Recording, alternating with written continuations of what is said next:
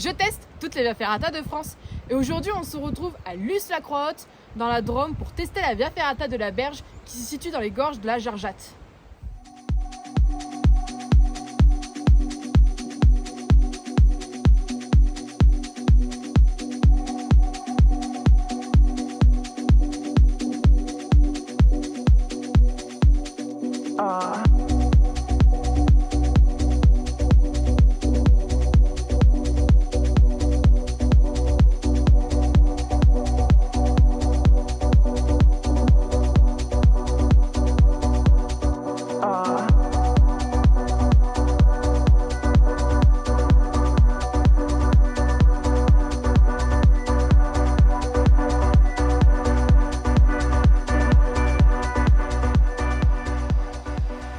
Je me trouve sur le départ de la Via Ferrata qui se situe juste à même pas 1 minute à pied du parking qui se trouve juste en contrebas au bord de la route. Et allez, je suis sur le départ du début de la Via Ferrata de la Berge. Et vu qu'on est dans les gorges de la Jarte, j'ai envie de l'appeler la Via Ferrata de la Jarte, tout simplement. Non, c'est de la Berge. De ce que j'ai compris, on va se hisser au sommet d'une crête. Donc je présume que la Berge, c'est la crête.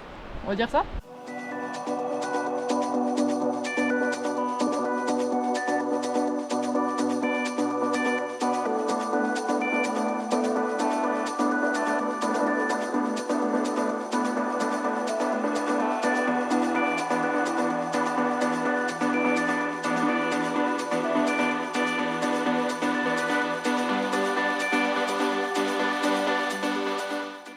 Je suis en train de me dire, mais où sont les cales de pied? Mais elles sont cachées!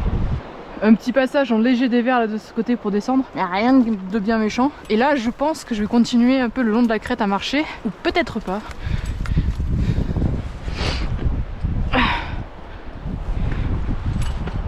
Ouais, c'est ça, là on marche un peu au bord de la crête, ce qui est assez tranquille.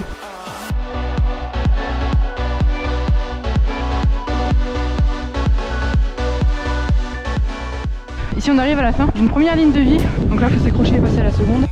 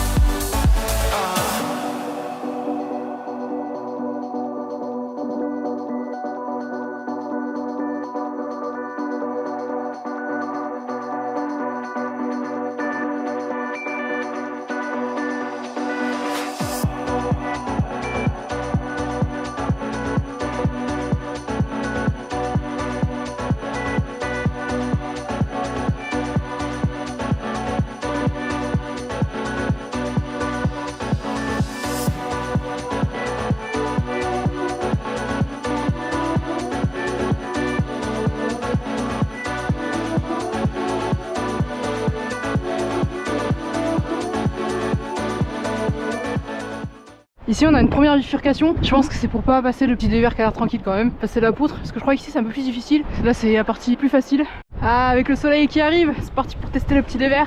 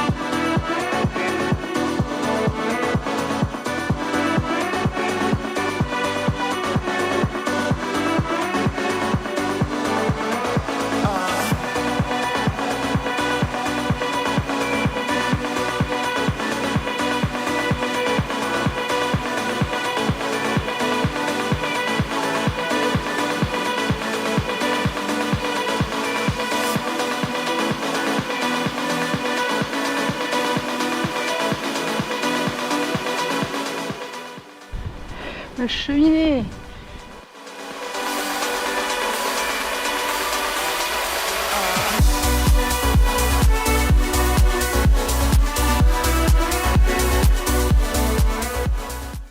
Donc là j'ai terminé les 2 premières parties.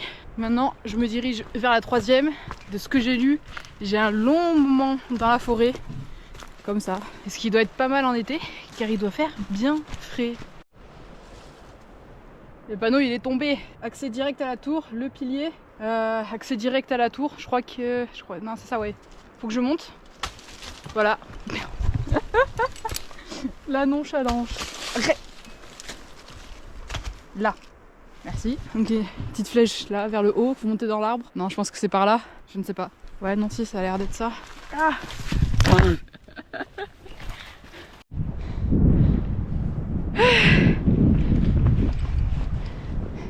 Ah mes crottes de biquette. Je crois que c'était par en bas que je devais passer pour monter ça. C'est pas grave.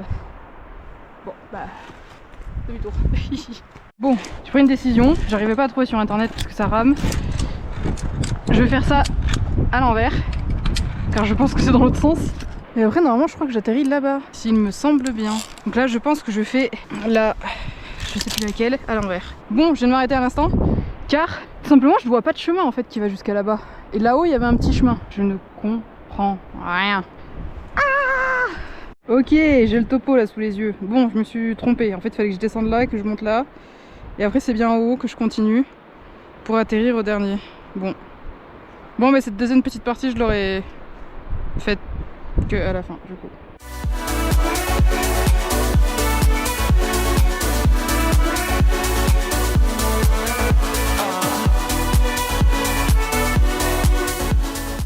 Donc là on a un panneau de retour si on veut pas faire la tour.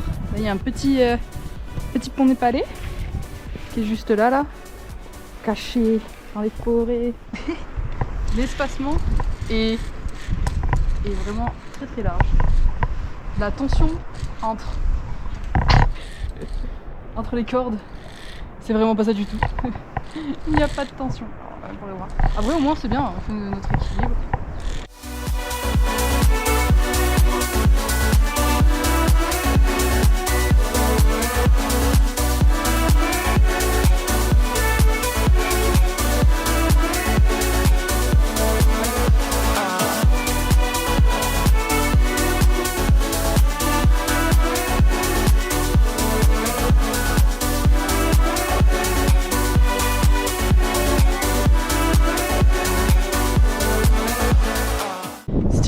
De Via Ferrata pour la Berche. Je l'ai trouvé dans un cadre sublime déjà pour commencer. J'ai oublié de le dire mais on est dans le parc régional du Vercors. Je crois que c'est régional. Là le cadre avec les montagnes enneigées, c'est magnifique. Cette Via Ferrata, je la conseille à tous les niveaux, sachant qu'il y a un gros passage, on va dire, où c'est partie difficile mais c'est marqué, de toute façon il y a une bifurcation avant. Il y a un autre passage où il y a une petite difficulté aussi, vous savez quoi, directement de ne pas y aller. Et une petite échappatoire qui nous rejoint sur le parcours initial. Wouhou, je vais y tomber encore. Oh, une gourde.